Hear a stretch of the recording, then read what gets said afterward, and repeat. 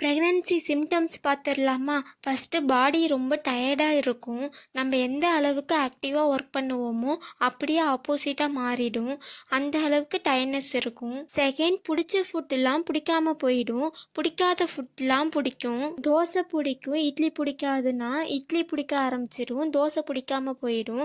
Food ரொட்டீன்லாம் அப்படியே change ஆகிடும். Third, எந்த ஸ்மெல்லும் பிடிக்காது. எதை ஸ்மெல் பண்ணாலும் வாமிட் வர மாதிரியே இருக்கும்.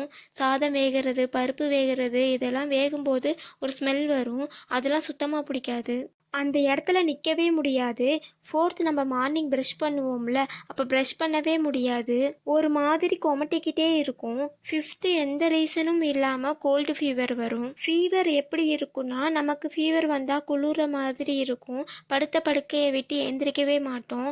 ஆனால் இந்த ஃபீவர் பாடி டெம்பரேச்சர் மட்டும் அதிகமாக இருக்கும். ஆனால் ஆக்டிவாக தான் இருப்போம். குளிராது, ஒன்றும் பண்ணாது. ஆனால் பாடி மட்டும் ரொம்ப ஹீட்டாக இருக்கும். சிக்ஸ்த்து, நம்மள அறியாமையே புளிப்பாக இருக்கிற ஐட்டம்ஸ்லாம் சாப்பிட ஆரம்பிச்சிருவோம். புளிப்பு டேஸ்ட் ரொம்ப பிடிக்கும். நான் நிறையா லெமன் ஊறுகாய் பாக்கெட்டாக வாங்கி சாப்பிட்டேன். அந்த மாதிரி டேஸ்ட் பிடிக்க ஆரம்பிச்சிரும். செவன்த், நமக்கு ஸ்டொமக் பெயின் வரும். அந்த பெயின் பீரியட்ஸ் பெயின் மாதிரி இருக்காது. ரைட் அண்ட் லெஃப்ட் ஏதாவது ஒரு சைடு மட்டும் சுருக்கு சுருக்குன்னு வயிற்றுக்குள்ளே இருந்து உள்ளே பிடிச்சி இழுக்கிற மாதிரி ஒரு பெயின் வரும். ஹெவி பெயின்லாம் இருக்காது. எயித், பீரியட்ஸ் டேட்டில் பீரியட்ஸ் வராமல் நாள் தள்ளி போகும். நெக்ஸ்ட் வீடியோவில் எனக்கு எந்த நாளில் என்னென்ன சிம்டம்ஸ்லாம் இருந்துச்சு, எப்போ செக் பண்ணேன்னு அப்லோட் பண்ணுறேன். இந்த வீடியோ உங்களுக்கு பிடிச்சிருந்தா லைக் பண்ணுங்கள், ஷேர் பண்ணுங்கள், மறக்காமல் சப்ஸ்கிரைப் பண்ணுங்கள். நன்றி, வணக்கம்.